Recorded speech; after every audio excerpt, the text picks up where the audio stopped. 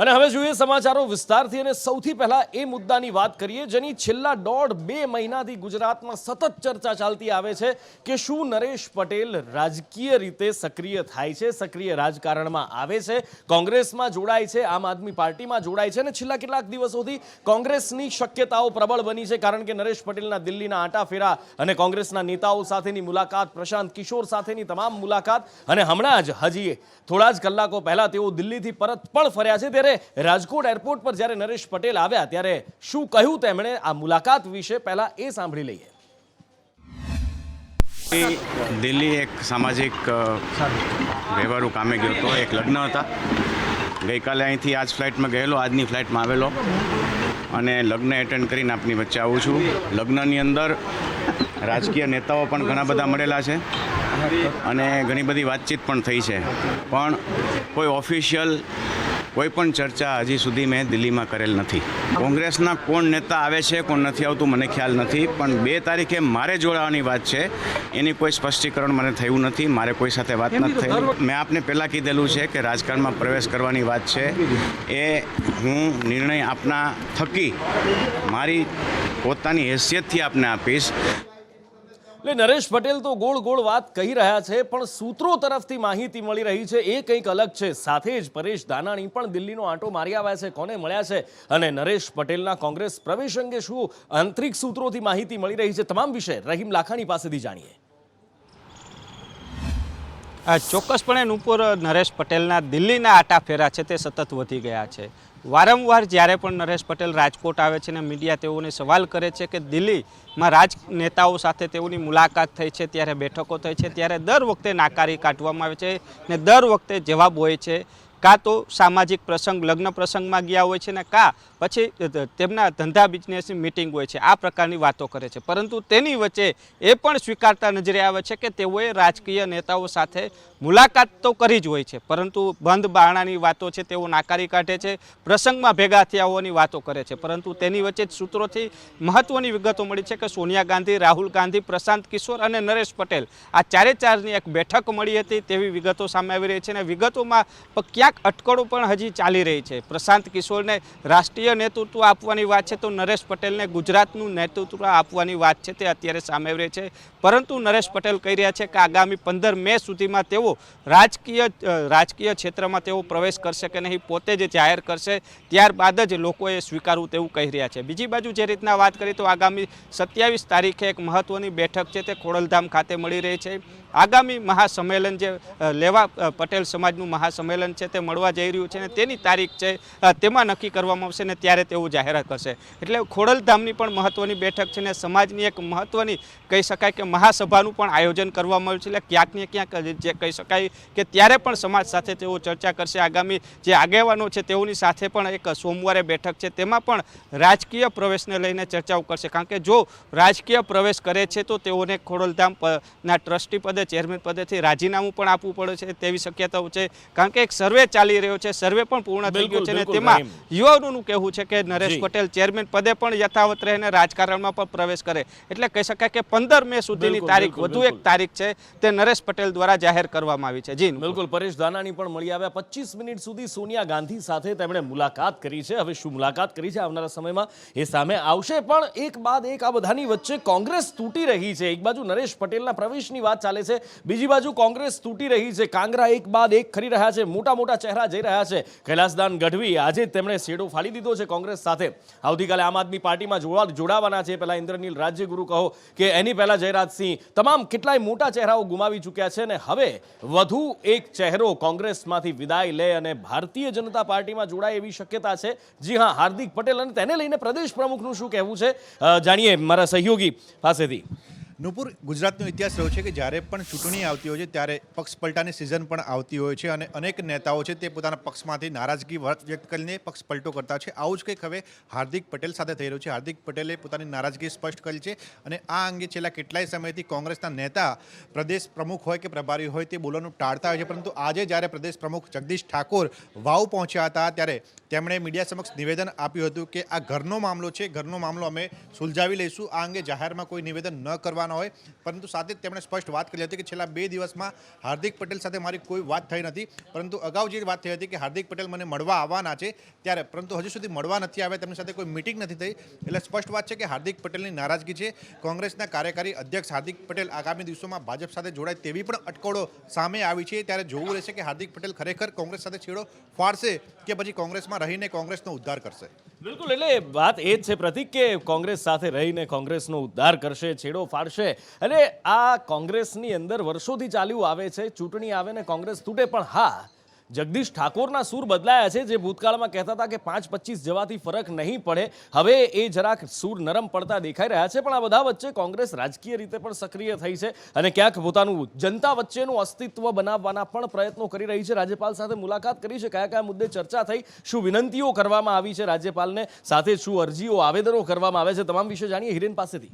જો કોંગ્રેસ પ્રમુખ જગદીશ ઠાકોર અને પ્રભારી રઘુ શર્માની આગેવાનીમાં એક પ્રતિનિધિ મંડળે રાજ્યપાલ આચાર્ય દેવવ્રતજી સાથે મુલાકાત કરી હતી અને તેમને આવેદનપત્ર આપવામાં આવ્યું હતું. ખાસ ગુજરાતની હાલની જે પરિસ્થિતિ છે, જે હિંમતનગર હોય, ખંભાત હોય અથવા તો વડોદરાના જે એક બાદ એક કોમી રમખાણ પ્રકારના જે સંઘર્ષો થઈ રહ્યા છે, ઘર્ષણ થઈ રહ્યા છે, આ તમામ મુદ્દાઓને ધ્યાનમાં રાખી રાજ્યપાલને અવગત કરાવવામાં આવ્યા હતા. રાજકીય રીતે કોઈ પણ પ્રકારે કાર્યવાહી ન થાય, દબાણ હટાવવાની વાત છે, બુલડોઝર ફેરવવાની વાત છે, એ મુદ્દો પણ આવરી લેવામાં આવ્યો હતો. સાથે કોંગ્રેસના ધારાસભ્યોએ આક્ષેપ કર્યો હતો કે ભારતીય જનતા પાર્ટી જાણી જોઈ અને આ પ્રકારે કોમી એકતા ન જળવાય તે પ્રકારની કામગીરી કરી રહી છે. સાથે જિગ્નેશ મેવાણીની જે ધરપકડ કરવામાં આવી છે તેના સંદર્ભમાં પણ રાજ્યપાલને અવગત કરવામાં આવ્યા હતા કે રાજકીય રીતે તેમને આ રીતે ફસાવવામાં આવી રહ્યા છે. એટલે ઓવરઓલ હાલની જે ગુજરાતની રાજકીય પરિસ્થિતિ છે અને જે પ્રકારે અલગ અલગ ઘટનાઓ બની રહી છે, આ તમામ મુદ્દાઓથી રાજ્યપાલને અવગત કોંગ્રેસ દ્વારા કરાવવામાં આવ્યું છે. જ્યારે પણ કોઈ મોટો ઘટનાક્રમ આવે ત્યારે કોંગ્રેસ રાજ્યપાલને આ પ્રકારે આવેદનપત્ર આપે છે.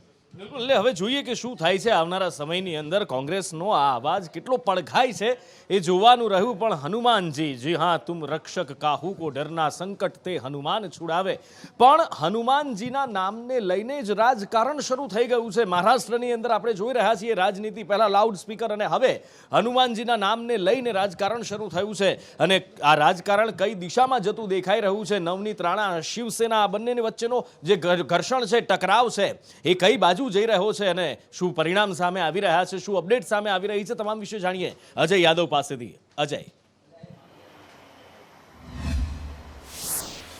निश्चित तौर पर नुपुर, अजान से शुरू हुआ विवाद कहीं न कहीं जो लाउड स्पीकर बनाम हनुमान चालीसा के रूप में बदल गया था. लगातार महाराष्ट्र में इसकी टकराहट देखने को मिल रही थी और ताज़ा जो टकराहट है, नवनीत राणा जो कि अमरावती से निर्दलीय विधायक है, लेकिन अमूमन जिस तरह की उनकी एक्टिविटियां हैं, बहुत सारे लोगों को ये लगता है कि शायद ये शिवसेना जैसी ही या भारतीय जनता पार्टी की कोई लीडर है. लेकिन उनकी तरफ से ऐलान किया गया था कि वो मातोश्री जा करके हनुमान चालीसा का पाठ करेंगे. अगर शिवसेना चाहती है कि हनुमान चालीसा का पाठ वो न करें तो कम से कम जो लाउड स्पीकर है उस पर कोई कानून, मतलब वैध कानून लाया जाए ताकि लाउड स्पीकर को बैन कराया जा सके.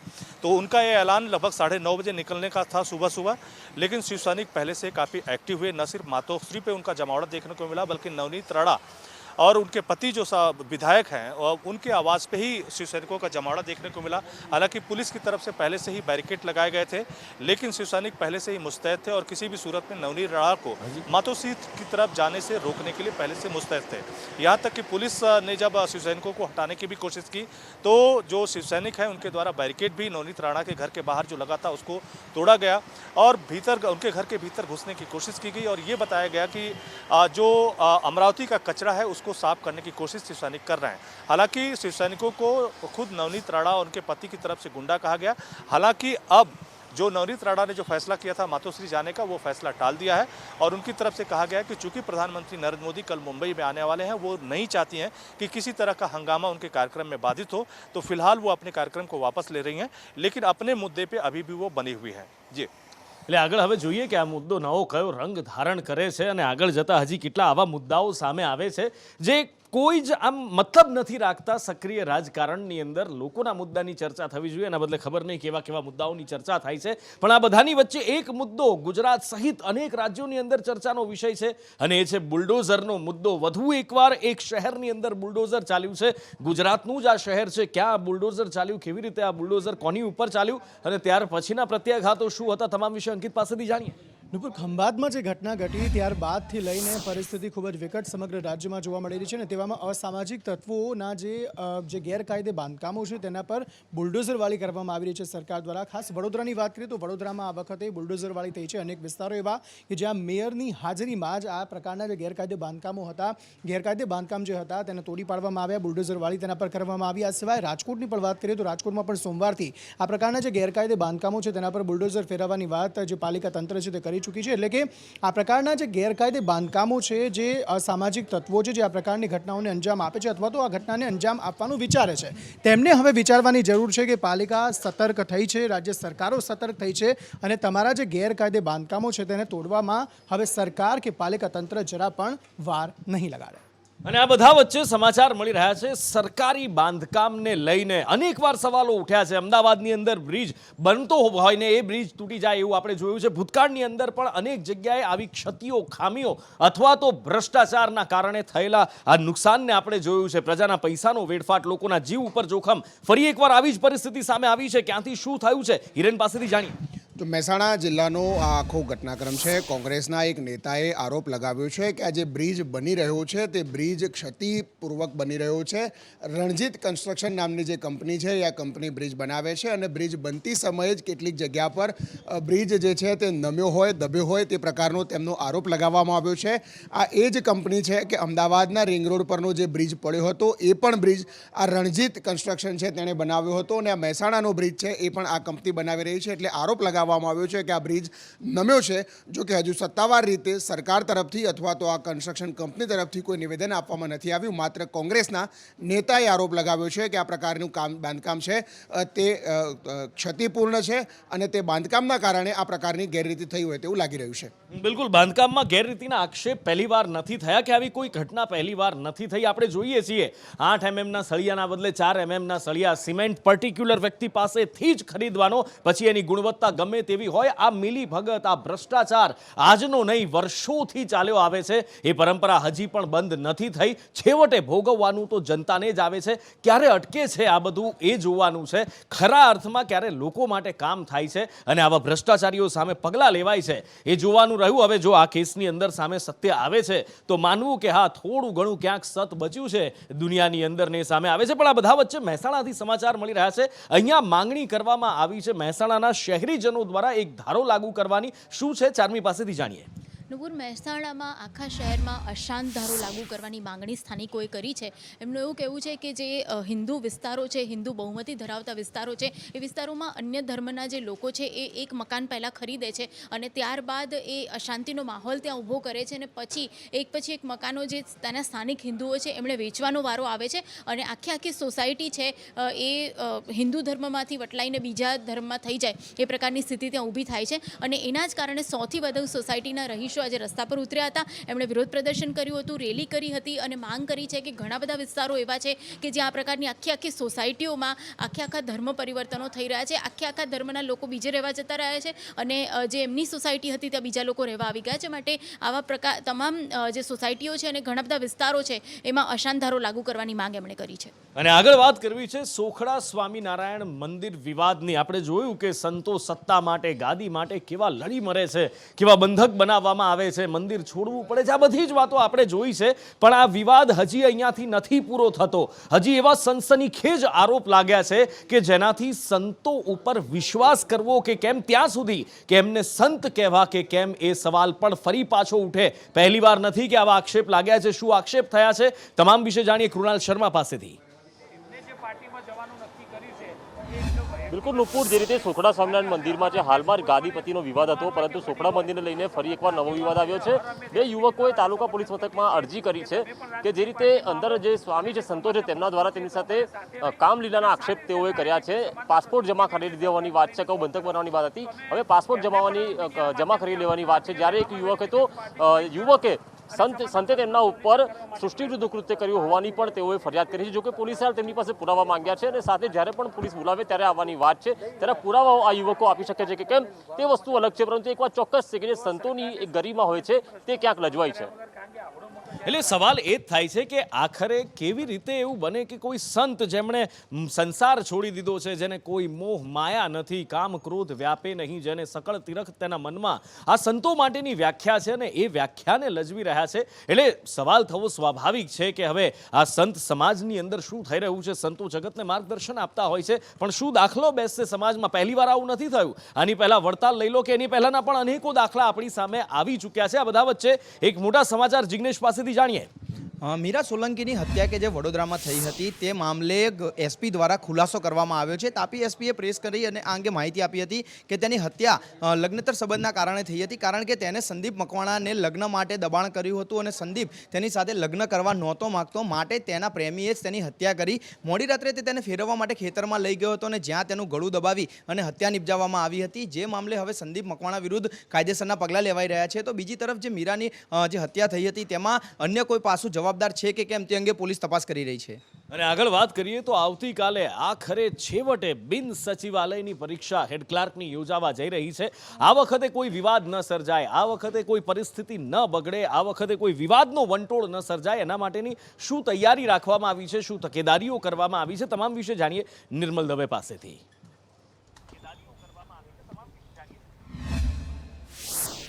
જો 3243 જેટલા પરીક્ષા કેન્દ્રો છે, 10,45,000 જેટલા વિદ્યાર્થીઓ છે કે જેઓ ઉમેદવારી કરી રહ્યા છે બિન સચિવાલય ક્લાર્કની પરીક્ષામાં. વિવાદિત પહેલેથી જ પરીક્ષાની જાહેરાત જ્યારથી પડી ત્યારથી જ વિવાદિત રહેલી પરીક્ષા હવે આખરે આવતીકાલે યોજાઈ રહી છે. પરીક્ષામાં ફરીથી કોઈ પણ પ્રકારનો વિવાદ ન થાય તે માટેની તમામ તકેદારીઓ ગૌણ સેવા પસંદગી મંડળ દ્વારા રાખવામાં આવી છે. ફૂલપ્રૂફ સિસ્ટમ ઊભી કરવામાં આવી છે, જેમાં તમામ જે ઉમેદવારો પરીક્ષા આપવા આવશે તેમને પરીક્ષા કેન્દ્રની બહારથી જ ચેક કરવામાં આવશે. 2 અલગ અલગ જગ્યાએ તેમનું ચેકિંગ કરવામાં આવશે અને ત્યારબાદ તેમને પરીક્ષાના વર્ગખંડની અંદર તેમને પ્રવેશ આપવામાં આવશે. જે સુપરવાઇઝર છે, જે પરીક્ષા નિરીક્ષક છે, તેમનું પણ ચેકિંગ કરવામાં આવશે અને તેમની પાસે પણ મોબાઈલ જેવા ઇલેક્ટ્રોનિક સાધનો કે પછી બ્લૂટૂથ હોય કે સ્માર્ટ વોચ હોય તે સાધનો ન રહે તે માટેનું પણ તેમના દ્વારા ચેકિંગ કરવામાં આવ્યું છે. આમ અલગ અલગ પ્રકારનું ચેકિંગ કરી અને ફૂલપ્રૂફ સિસ્ટમ ઊભી કરવામાં આવી છે. પરીક્ષામાં કોઈ પણ પ્રકારની ગેરરીતિ ન સર્જાય તે માટે પણ તકેદારી રાખવા માટેની સૂચનાઓ આપી દેવામાં આવી છે. 59 દિવસથી યુક્રેન અને રશિયાનું યુદ્ધ ચાલી રહ્યું છે અને માનવતાની તમામ હદો પાર થઈ ગઈ, ક્રૂરતાની તમામ હદો પાર થઈ ગઈ છે. લોકો પ્રાર્થના કરી રહ્યા છે કે આ યુદ્ધ અટકે તો સારું, પણ સવાલ છે કે યુદ્ધ ક્યારે અટકશે? આ બધા વચ્ચે એક આશાનું કિરણ દેખાયું છે. શું છે, ભાવિની પાસેથી જાણીએ. જી, છેલ્લા 59 દિવસથી એટલે કે 2 મહિના જેટલો સમય થઈ જવા આવ્યો ત્યાં સુધી હજુ પણ રશિયા અને યુક્રેન વચ્ચેનું યુદ્ધ ચાલુ છે. યુદ્ધ અટકે એવા કોઈ જ એંધાણ હજુ સુધી નથી દેખાઈ રહ્યા, પરંતુ આ બધા જ વચ્ચે એક આશાનું કિરણ જાગ્યું છે અને એ છે કે 48 કલાકમાં દાવો કરવામાં આવ્યો છે અને દાવો તુર્કીએ કર્યો છે કે 48 કલાકમાં કદાચ આ યુદ્ધનો અંત આવી શકે છે, કારણ કે ઇસ્તાંબુલમાં જે બંને દેશના નેતાઓ છે બંને વચ્ચે બેઠક થવાની છે. એ કહેવાયું છે જો આ બેઠક શાંતિપૂર્ણ માહોલમાં સંપન્ન થઈ તો કદાચ આ યુદ્ધ છે 48 કલાકમાં અટકી શકે છે. જોવાનું એ છે કે યુદ્ધ અટકે છે કે કેમ, કારણ કે આ પહેલા પણ તુર્કીએ દાવો કર્યો છે અને અર્દગોને કહ્યું છે કે આ યુદ્ધ હું અટકાવી દઈશ, આ યુદ્ધ હવે થોડા જ દિવસોમાં અટકી જશે. એવા દાવા પહેલા પણ તુર્કીના રાષ્ટ્રપતિ અર્દગોન કરી ચૂક્યા છે. હવે જોવાનું એ છે કે એમનો આ દાવો કેટલો સાચો પડે છે. આખી દુનિયાની પ્રાર્થના એ જ છે કે આ દાવો જલ્દીથી જલ્દી સાચો પડે, આ નરસંહાર બંધ થાય, લોકોના જીવ ઉપર તોળાતી આ ઘાત પણ જાય, યુદ્ધ અટકી જાય. જોવાનું એ છે શું થાય છે. પણ આ બધાની વચ્ચે જમ્મુ કાશ્મીરમાં આપણે જોયું કે ગઈકાલે આતંકી હુમલો થયો. વડાપ્રધાન નરેન્દ્ર મોદીનો પ્રવાસ છે, પ્રવાસ રદ નથી કરવામાં આવ્યો, કાર્યક્રમ બિલકુલ જેમ હતો એમ જ રાખવામાં આવ્યો છે. ત્યારે આ આતંકી હુમલા વચ્ચે કેવી તૈયારીઓ છે, વડાપ્રધાનનું શું શેડ્યુલ છે, તમામ વિશે જાણીએ રૂચા પાસેથી. જી નુપુર, એટલે આવતીકાલે પ્રધાનમંત્રી નરેન્દ્ર મોદી જમ્મુ કાશ્મીરના પ્રવાસે છે. મહત્વનું છે કે કલમ 370 હટાવ્યા પછી આ તેમનો પહેલો જમ્મુ કાશ્મીરનો પ્રવાસ છે. તેમાં તેઓ વિવિધ વિકાસ કાર્યોનું લોકાર્પણ કરવાના છે. સાથે જ આવતીકાલે 24 એપ્રિલ એટલે કે પંચાયતી રાજ દિવસ છે, અંતર્ગત કેટલીક પંચાયત સભાઓને પણ તેઓ સંબોધિત કરવાના છે. આ સિવાય વિકાસ કાર્યોના લોકાર્પણની વાત કરીએ તો તેમના દ્વારા એક ટનલનું ઉદ્ઘાટન કરવામાં આવવાનું છે અને બીજા 2 હાઇડ્રો પાવર પ્રોજેક્ટનું પણ નરેન્દ્ર મોદી આવતીકાલે ઉદ્ઘાટન કરશે. અને આ સાથે જ અત્યારે સમય થયો છે વોર રૂમમાં આપનાથી વિદાય લેવાનો. તમામ અપડેટ્સ ગતિવિધિઓ માટે ખાસ જોતા રહો સંદેશ ન્યૂઝ. નમસ્કાર.